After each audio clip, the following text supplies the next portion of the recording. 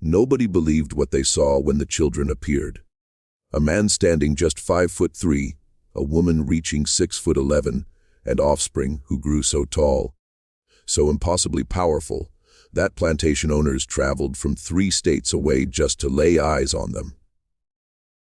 But that's not the astonishing part. The astonishing part is what those children did once they finally grasped what they truly were. Once they understood that the very genes making them prized also made them unstoppable. Once they uncovered the secret their mother had whispered to them every night since birth.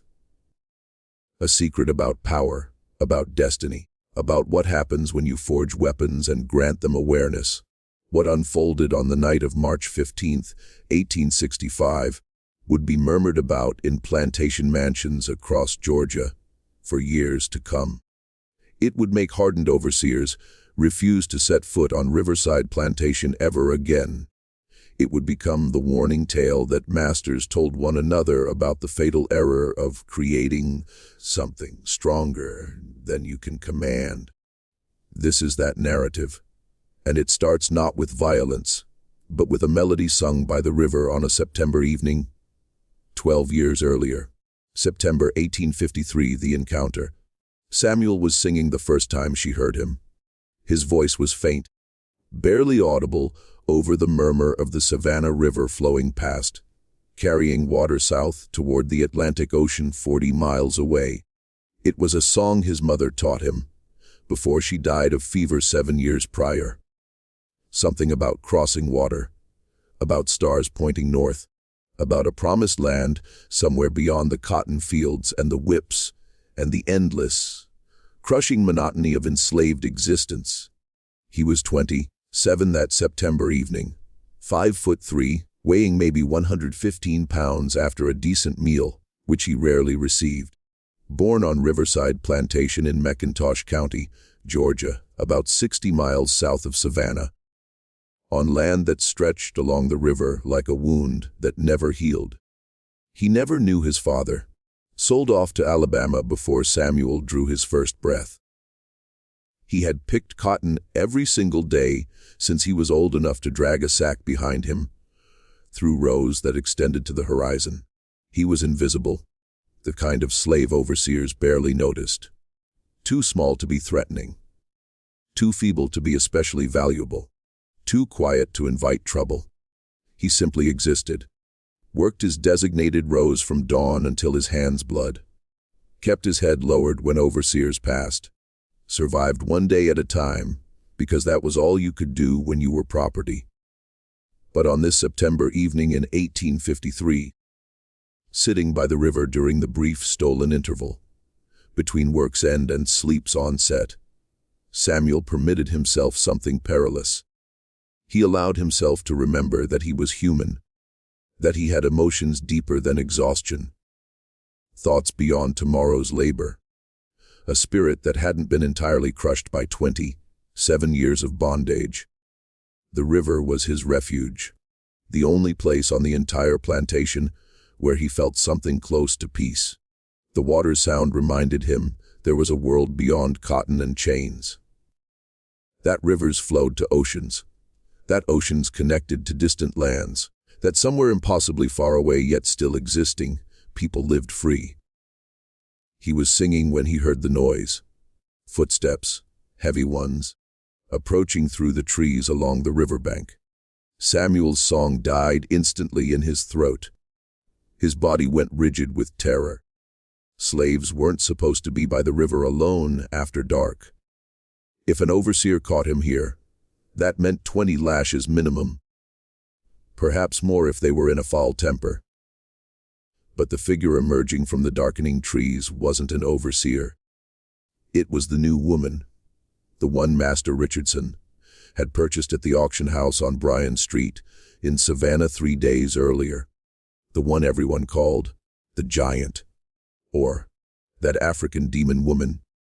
Samuel had seen her from a distance when she arrived at the plantation, seen her chained in the back of Richardson's wagon like a wild beast, 4 armed overseers surrounding her with rifles ready, seen how she had to bend her neck to avoid hitting the wagon's canvas cover. Seen the blend of fury and terror in her eyes as she was paraded past the assembled slaves. But he hadn't seen her up close until now.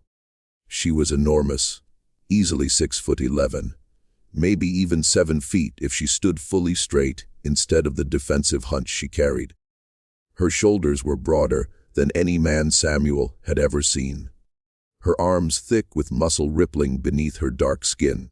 Her hands looked capable of crushing skulls without effort. Even in the dim twilight, she was terrifying. Samuel's first impulse was to flee. Every survival instinct screamed at him to bolt back toward the quarters. But something held him back. Perhaps it was the way she moved. Slow, cautious, like a wounded animal. Perhaps it was how her eyes scanned the area not with aggression, but with fear.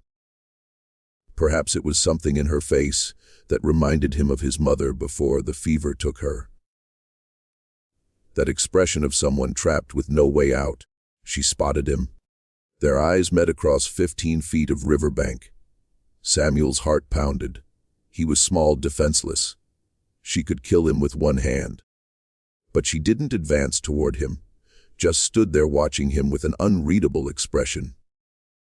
Samuel did something foolish, something that would alter both their lives forever. He started singing again, the same song. Soft, gentle, non-threatening. He didn't know if this woman understood English. The overseers had been complaining loudly that she spoke only African gibberish.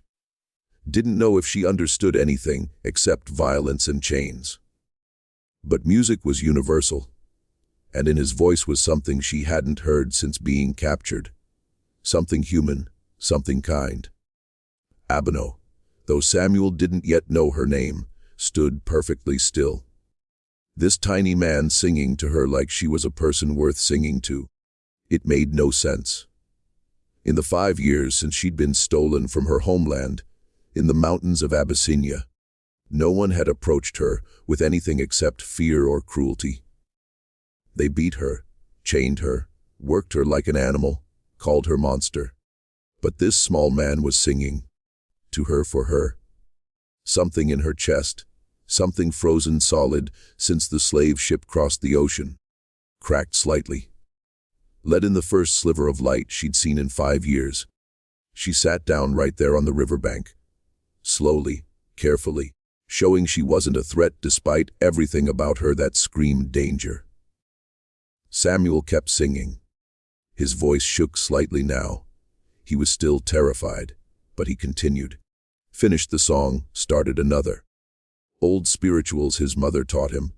Songs enslaved people had been singing for generations. They sat there for 20 minutes. Him singing. Her listening.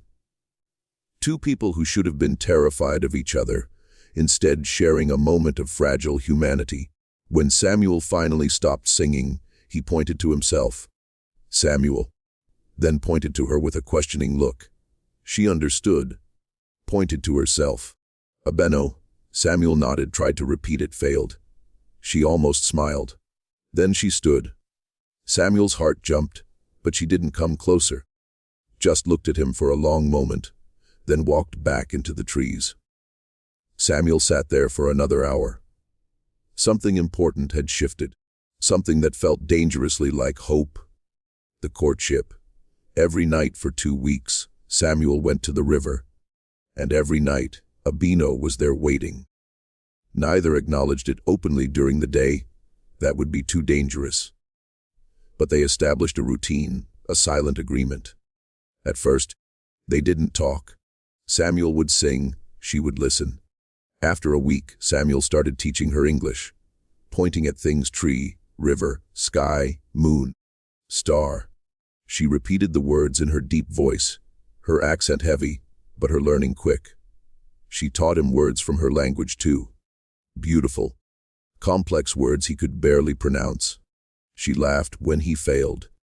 Gradually they began to actually communicate. Samuel told her about the plantation, about Master Richardson and the overseers, about how to survive, how to become invisible.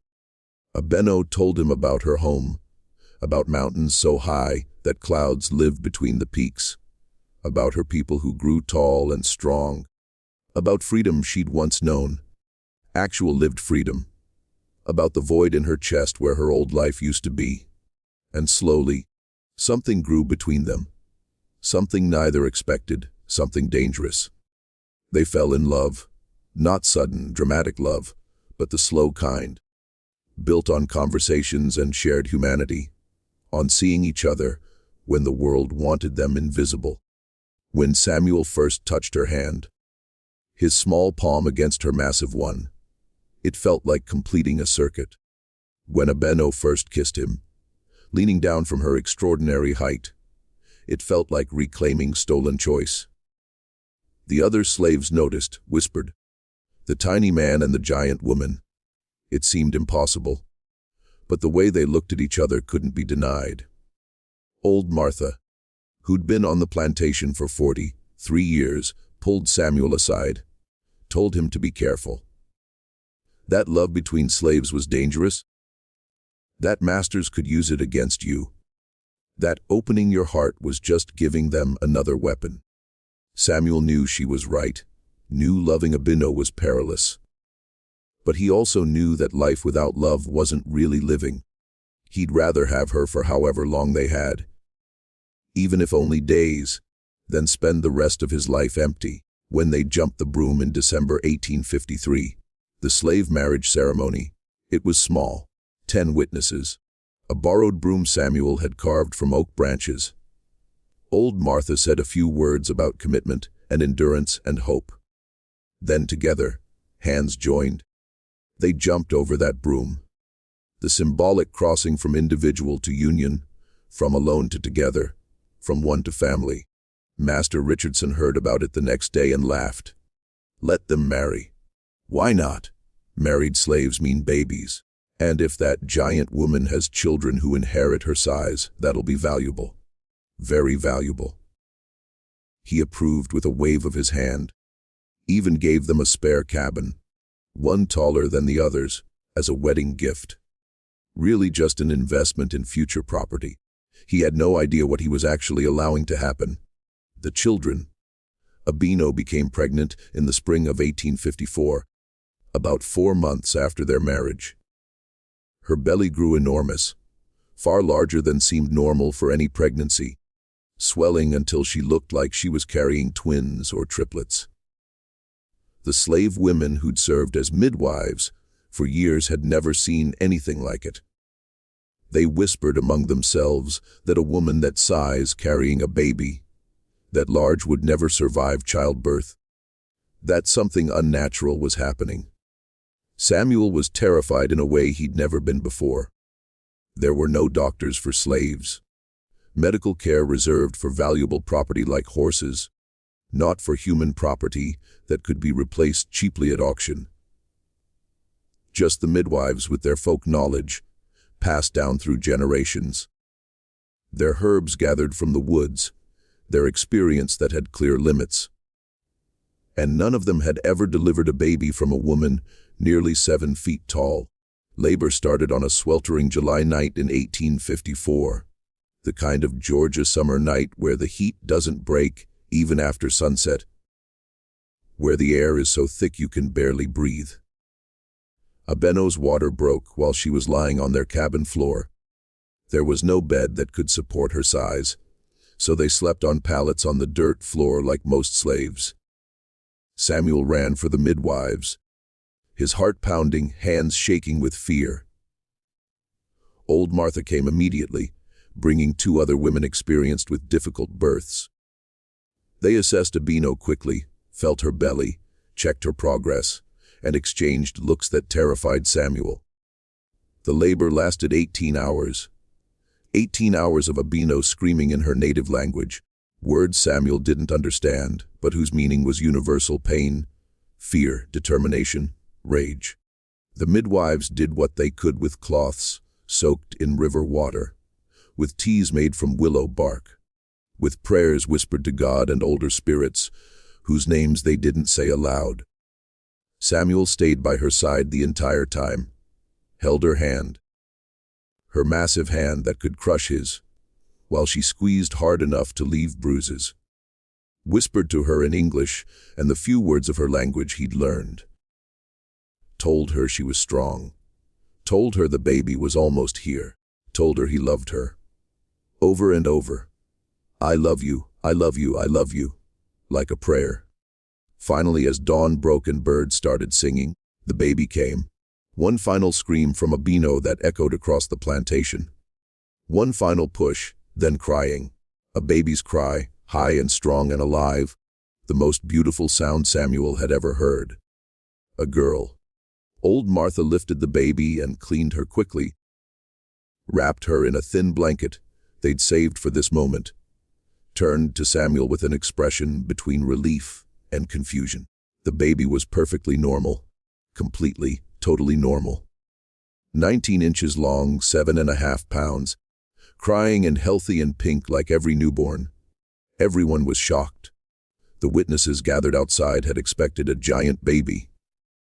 A monstrous thing that would explain Abeno's enormous belly. But this was just a baby, tiny, wrinkled, perfect, ordinary. Samuel held his daughter for the first time and cried. Not from disappointment. He didn't care what size she was.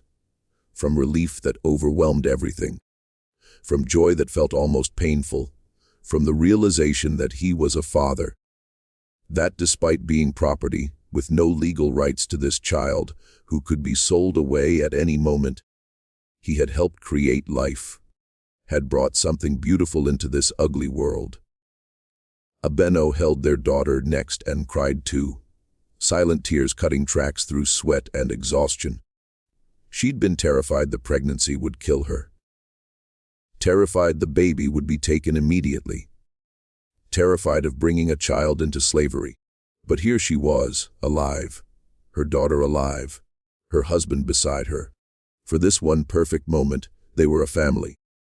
They named her Grace. Because grace was the only word that fit. An undeserved gift in a world that gave them nothing. Master Richardson came to see the baby the next day. Walked into the cabin without knocking. Slaves had no privacy. Looked down at the infant with obvious disappointment. He'd been hoping for a giant infant, a super strong baby who'd grow into a super strong worker. But this was just a normal child. Small even.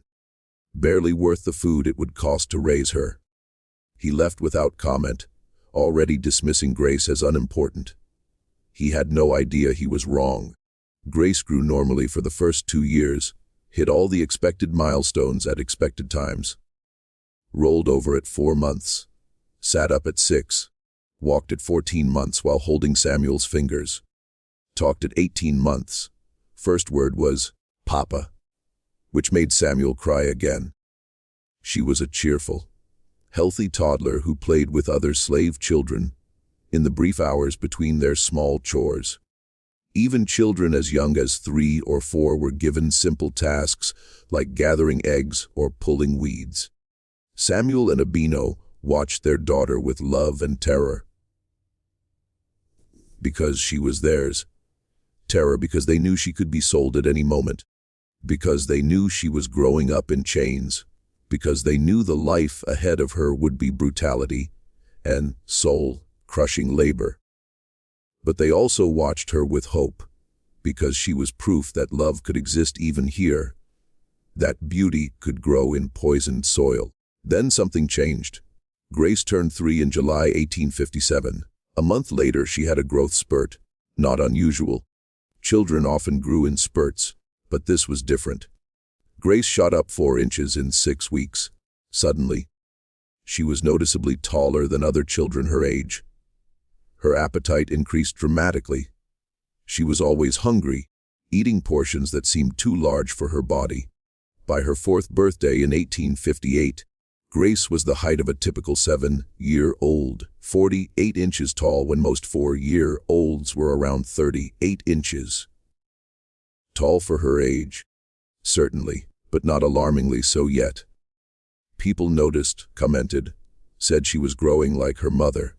But it wasn't cause for concern yet. At age 5 in 1859, Grace was the size of a 9-year-old, 54 inches tall, 4.5 feet, when she should have been around 42 inches. Taller than every child her age by more than a foot, strong enough to carry water buckets that made other children struggle. The pattern was becoming clear. This wasn't normal growth. This was something extraordinary. Samuel and Abeno watched with growing amazement and growing fear. Their daughter was different. Visibly, obviously different. And different was dangerous on a plantation where conformity meant survival. By age 6 in 1860, Grace looked 12. She stood 4 feet 10 inches tall, nearly 5 feet. Other slave children were afraid of her now, not because she was mean. Grace was gentle and careful with her growing strength, but because she was different. Wrong somehow, unnatural. Samuel and Abeno had difficult conversations with her, had to explain that she needed to be careful, needed to hide her strength, needed to pretend to be weaker than she was when overseers watched, needed to make herself small even though she was growing large. These were survival skills taught to a 6-year-old, lessons no child should need to learn. At 7 in 1861, Grace looked 14. At 8 in 1862, she stood 5 feet 8 inches tall, taller than most grown women, taller than many men, taller at 8 than her father would ever be, and was regularly mistaken for an adult slave by overseers who didn't know her. The pattern was unmistakable. She wasn't just growing normally. She was growing explosively, adding inches at an impossible rate, like something in her genetics had been dormant for her first years, then suddenly activated. Like she'd inherited Abeno's extraordinary genes, but they'd come online slowly, building over time instead of being present from birth. And Grace wasn't alone. Abeno gave birth to twin boys in February 1856, when Grace was 18 months old. Samuel and Abeno named them Joshua and Daniel, after biblical figures who'd shown courage against impossible odds. They were born normal-sized, 6 pounds each, perfectly ordinary. Stayed small and ordinary looking for the first 2 years. Then at age 3 in 1859, they started growing too. The same pattern as Grace, the same explosive growth that added inches at an impossible rate. By age 5, both boys were the size of 8-year-olds. By 7, they looked like young teenagers. By age 9 in 1865, Joshua stood 5 feet 10 inches tall, and Daniel was 5 feet 9. Both were stronger than grown men despite being children. Both were still growing. 2 years after the twins came another boy, Thomas, born in August 1858. While the country was tearing itself apart over questions of slavery's expansion. Same pattern as his siblings. Normal birth, 7 pounds and 19 inches, normal early childhood, then explosive growth starting around age 3.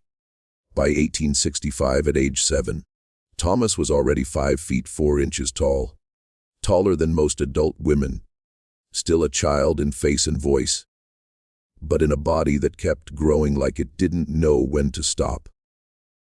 Master Richardson watched this development, with growing fascination bordering on obsession. These children were becoming exactly what he dreamed of.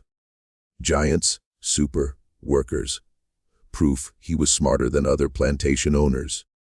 Other planters started visiting Riverside, specifically to see Richardson's giant slaves. Came from as far away as South Carolina and Alabama, brought their own overseers to witness, offered enormous sums to buy the children, especially the boys, wanted to breed them with their own slaves, wanted to study them, wanted to own these extraordinary specimens. Richardson refused all offers. These were his property, his investment, his proof that he understood slave breeding better than anyone else. But something else was happening that Richardson didn't see. Something Samuel and Abeno were carefully cultivating in their children. Something that would prove far more dangerous than mere size and strength. They were teaching their children to think, to question, to remember they were human. The education. Every night after the children were supposed to be asleep, Abeno would gather them close in their cramped cabin. The space was tight now. Grace was 11 and nearly 6 feet 5. The twins were 9 and approaching 6 feet. Thomas was 7 and over 5 feet. They barely fit. Abeno would speak to them in her native language. The language Samuel still couldn't fully master, but which the children learned as easily as English. She told them stories about her homeland, about mountains that touched the sky, about her people who were never property, who walked free under the sun, who answered to no masters. She taught them about their heritage, explained why they were growing so tall. It wasn't just genetics, she said. It was destiny. Her people believed that height was a gift from the ancestors, that those who grew tall had a sacred responsibility to protect those who couldn't protect themselves, to stand against injustice, to never bow, to never submit, to never accept that chains were natural or deserved. She taught them the old stories of her people, about warriors who fought tyrants and won against impossible odds, about resistance against slavers, about the belief that death as a free person was infinitely better than life in chains. These weren't just stories for entertainment. They were lessons, instructions disguised as bedtime tales, preparation for what might come. Samuel taught them different, but equally important lessons about survival in a world that wanted them dead or broken, about strategy and patience, about how to appear smaller than they were, increasingly difficult as they grew taller, how to hide their growing strength from overseers, how to be underestimated, how to seem simple and docile when you were actually intelligent and aware. He taught them the slaves' survival skills, how to read white people's moods and intentions, how to predict violence before it arrived, how to avoid being selected for the worst punishments.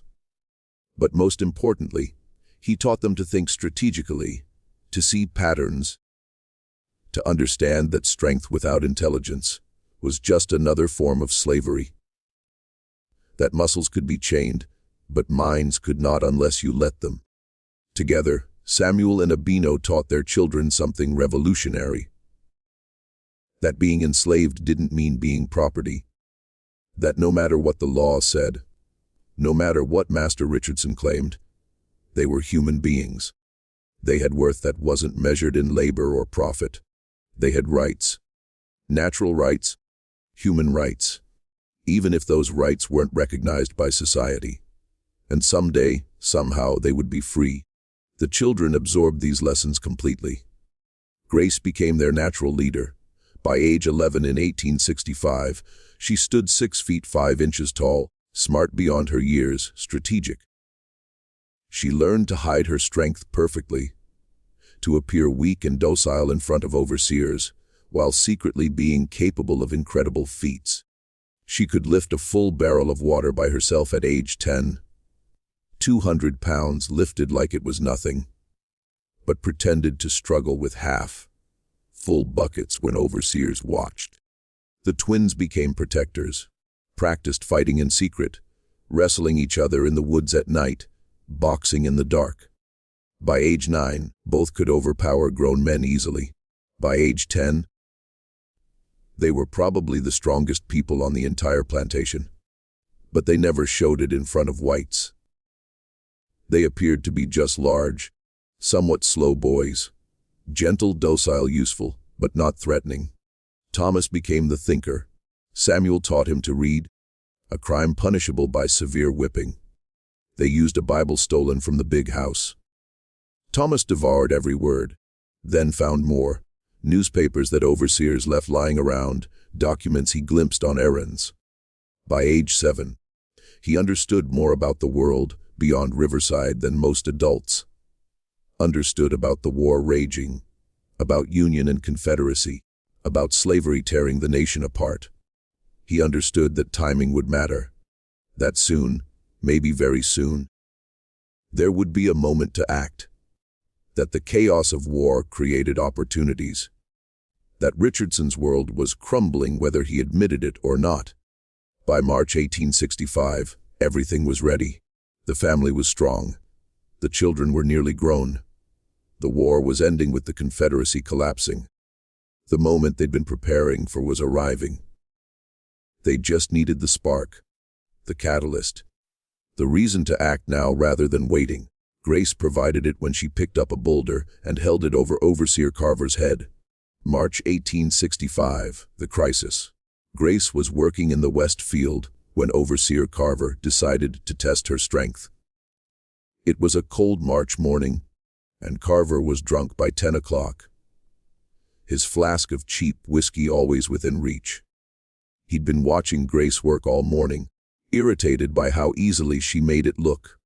This girl, barely 12 by his reckoning, though she was actually 11, was picking cotton faster than grown men. It annoyed him, made him want to prove she wasn't special, so he started making her lift increasingly heavy objects. Told her to carry a full cotton bale, normally a two-man job. She did it without complaint, showing nothing beyond normal strain. He made her lift a log that had fallen near the field. She lifted it. He pointed to a cartwheel. She carried it. But Carver wanted more. Wanted to see her fail. Wanted to prove she wasn't as special as Richardson claimed. He pointed to a boulder at the edge of the field. A piece of granite that had been sitting there for generations because it was too big to move. Easily 300 pounds of solid stone. "Lift that," he ordered, his words slurred. Grace looked at the boulder, looked at Carver, said quietly, "I can't, sir. Too heavy." Carver's face flushed red. "I said lift it, girl." "I can't, sir," Grace repeated, keeping her eyes down. "Not strong enough." The whip came down across her shoulders without warning, cut through her thin dress and drew blood. Grace flinched but didn't cry out. Carver hit her again. "Try harder." Grace moved to the boulder, put her hands on it, made a show of straining, of trying her hardest, of attempting to lift something supposedly beyond her capabilities. Carver hit her a third time. The whip cut deep. Blood ran down her back. Something in Grace's eyes changed. Samuel, working 30 yards away, saw it happen. Recognized it immediately. The same look Abeno had before she attacked. The look of someone who'd been pushed past their limit, who'd made a decision that couldn't be unmade. Grace stood up, straightened to her full 6 feet 6 inches, looked down at Carver, who was 5'9" and drunk, and suddenly aware he might have made a terrible mistake. Then Grace picked up the boulder. Not with effort, not with strain, easily, like it weighed nothing at all. Lifted it above her head with both hands. Held it there while Carver stared up at her in sudden, terrible understanding. She could kill him right now. Just drop the boulder. And there was nothing he could do to stop her. For 5 seconds, Grace held that boulder above Carver's head. Long enough for him to understand what powerlessness felt like. Long enough for his drunk brain to sober up and realize he was about to die. Long enough to feel what every slave felt every day, complete vulnerability to someone else's whim. Long enough for him to piss himself, warm urine running down his leg. Then Grace set the boulder down gently, carefully, like placing a baby in a crib. Turned her back on Carver. Walked back to her cotton row, picked up her sack, and went back to work like nothing had happened. Carver actually ran back toward the big house, stumbling in his haste, still wet from pissing himself. The other slaves in the field had stopped working to watch. They'd seen what Grace did, seen her strength, seen her mercy, seen the choice she'd made not to kill him even though she could have. Samuel's heart was pounding. This was it. This was the moment he'd been dreading for years. Grace had revealed herself. There would be consequences. Severe consequences. Carver burst into Richardson's study. Told him what happened. words tumbling over each other in panic. How Grace had lifted a boulder that should have been impossible. How she'd held it over his head. How close he'd come to being killed. How that giant slave girl was dangerous. Was a threat. Had to be dealt with immediately. Richardson listened with growing fury. His face turned red, then purple. No slave threatened an overseer. This required punishment. Severe, public punishment to re-establish order. He ordered Grace whipped. 50 lashes. Public. Tomorrow morning in front of all the slaves. A lesson about what happened when you showed defiance. That night, Samuel and Abeno held an emergency meeting in their cabin.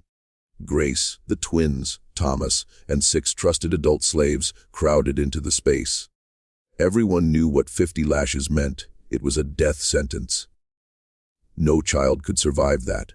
Even Grace, with her size and strength, couldn't survive having her back flayed open by 50 strokes.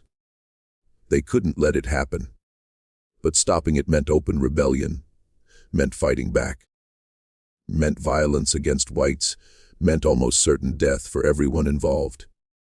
The plantation had 8 overseers, all armed. Richardson kept multiple weapons in the big house. In a straight fight, even giant slaves couldn't win against guns. But they couldn't just let Grace die either. Couldn't stand by and watch while Richardson murdered her for the crime of being strong. Samuel looked around the cramped cabin at the faces he loved most in the world. At his daughter who'd grown so tall and powerful, who sat with blood still seeping through her dress from Carver's whipping. At his twin sons who were 9 years old and already capable of incredible violence, if unleashed. At Abeno who never stopped, smarter than most adults, who'd never stopped being a warrior even after 11 years in Chave, who'd the 6 understood everything just by attending this meeting. And he realized something profound. They'd been preparing for this moment for 11 years. Every lesson, every story, every whispered conversation about freedom and dignity. It had all been leading here, to this moment, this choice. They couldn't wait any longer. Couldn't keep hiding and hoping.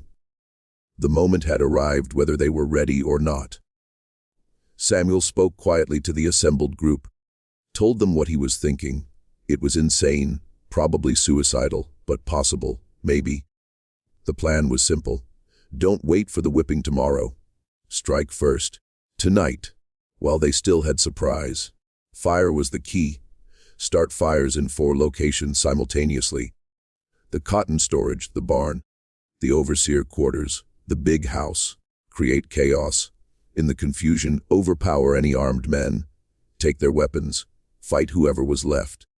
Then run. Head north toward Union lines. Sherman's army was less than 100 miles away. If they could reach it, they'd be free. They'd probably die trying. But dying free was better than living in chains. Better than watching Grace be whipped to death tomorrow. Grace spoke first. Said she'd rather die fighting tonight than be whipped tomorrow. She was 11 years old and deadly serious.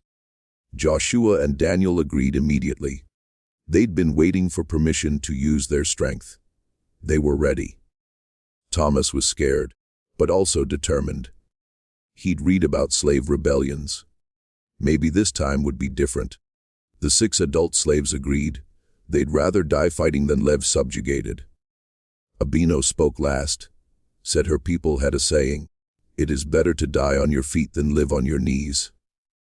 Tonight they would stand. They made final plans. Who would start which fire? Who would target which overseer? Where to meet after? What route north? Midnight, nude moon, maximum darkness. At midnight exactly, Grace struck the first match. The rebellion. The cotton storage went up like oil-soaked wood. Flames shooting 15 feet high within seconds. Months of picked cotton. Thousands of dollars worth, turning to ash and smoke. Grace watched for 3 heartbeats. This was Richardson's wealth, his pride. his proof that slavery was profitable, burning. Then she ran toward the overseer quarters, where her brothers were already moving. Joshua hit the door with his shoulder. The wood splintered like kindling. He and Daniel burst inside before the 3 overseers barely had time to wake. One reached for a rifle hanging on the wall. Daniel grabbed him, picked him up like a child, and threw him through the window. Glass shattered. The man's scream cut off when he hit the ground outside with a sickening thud.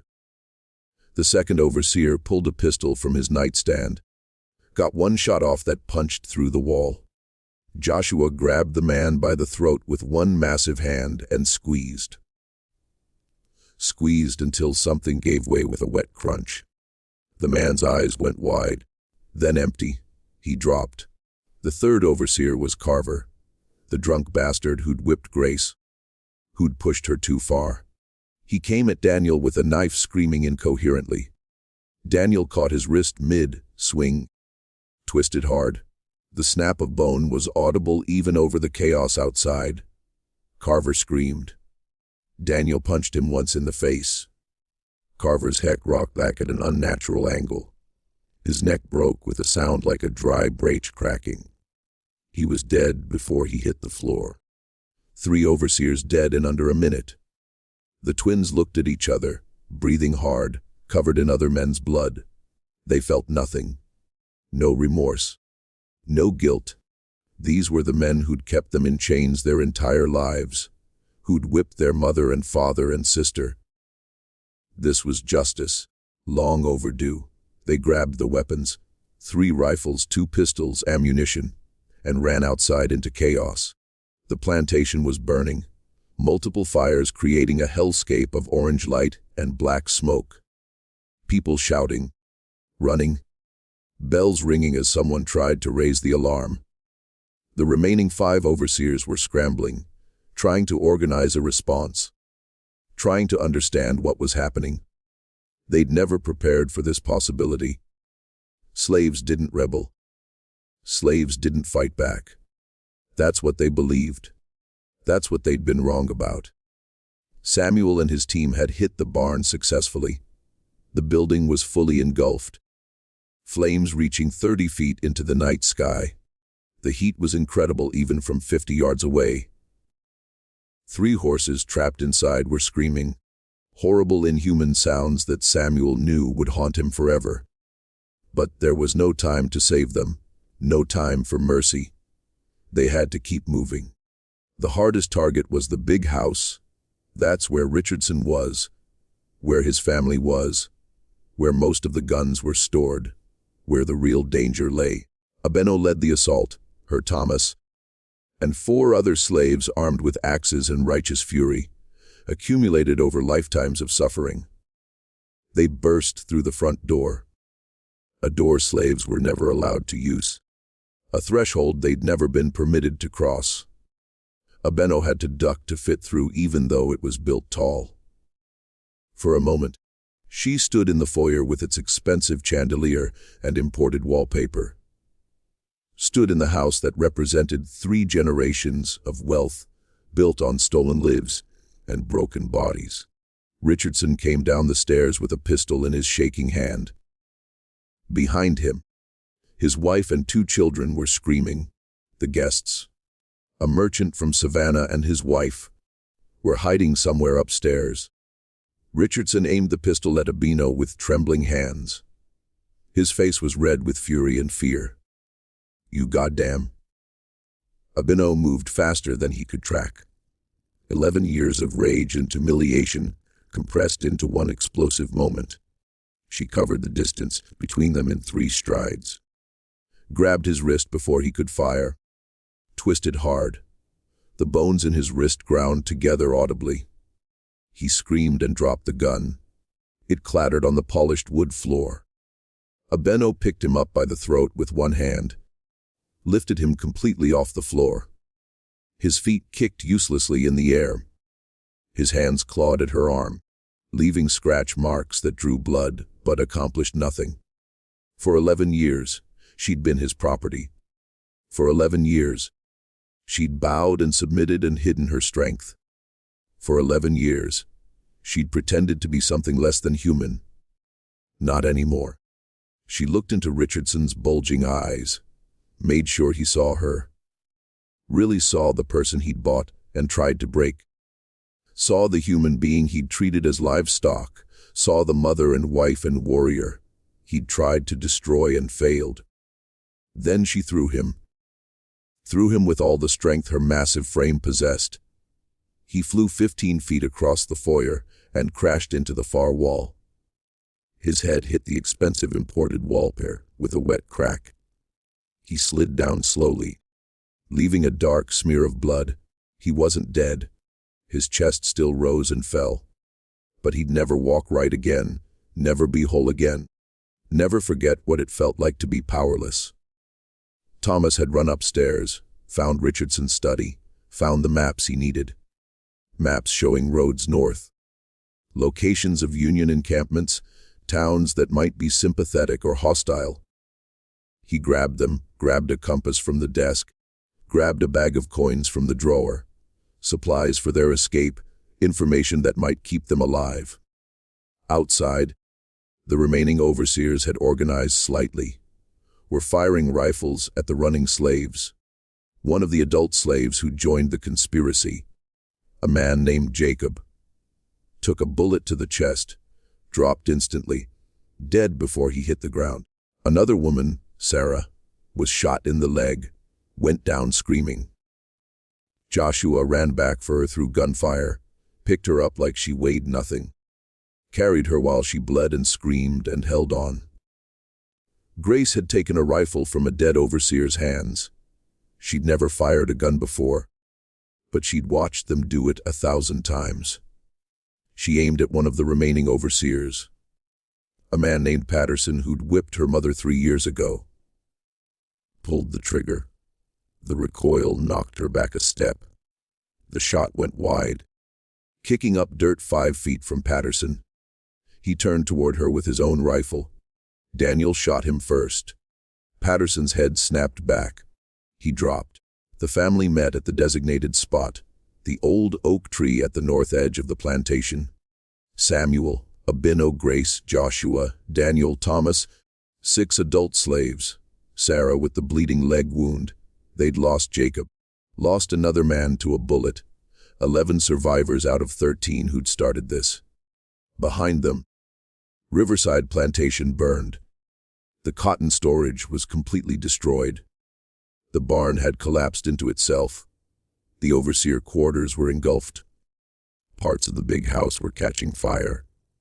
3 generations of accumulated wealth turning to smoke and ash in memory.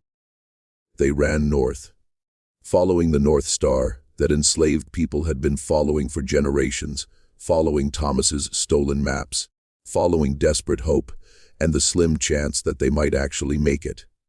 Behind them, horses, dogs, the pursuit organizing.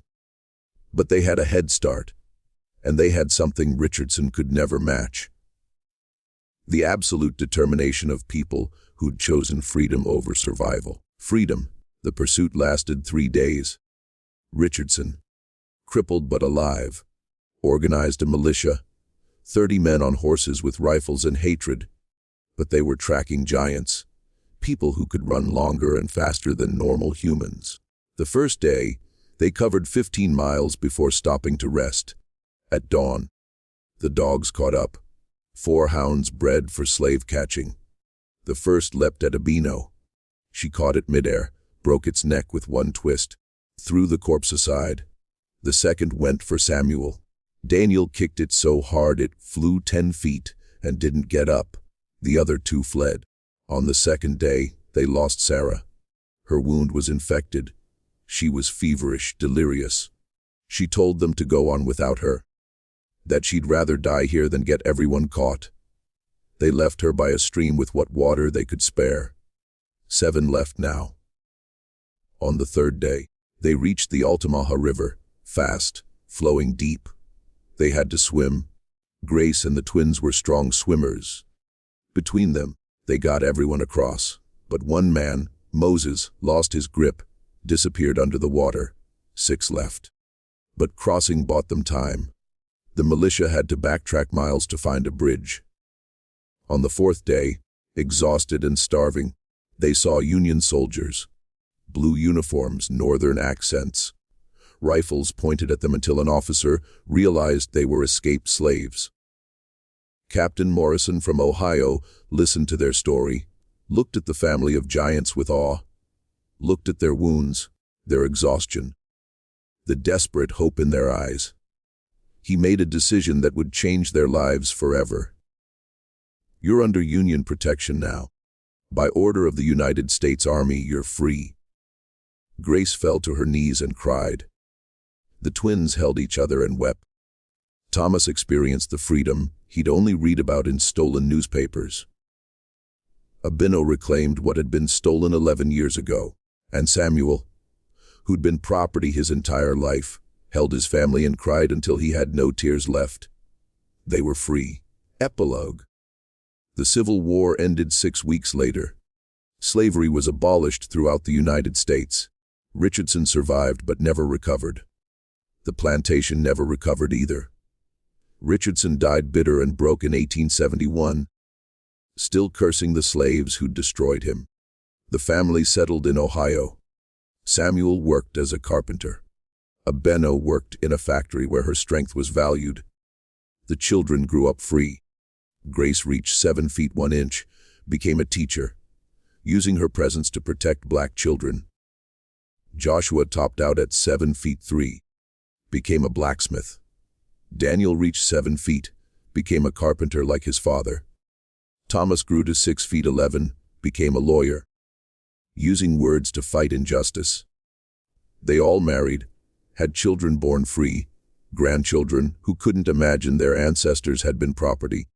Every March 15th until they died, the family gathered, told the story again, remembered Sarah and Moses and Jacob, remembered the night they chose freedom, and they taught their children what Abeno had taught them, that those who grew tall had an obligation to stand against injustice, to never bow, to never accept that anyone could own another human being.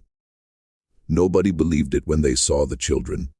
But those impossible giants changed the world, just by refusing to stay small, by refusing to accept that their strength existed to enrich masters, by remembering that power without conscience was slavery, but power with purpose was liberation. They were born into chains, but they died free, and that made all the difference.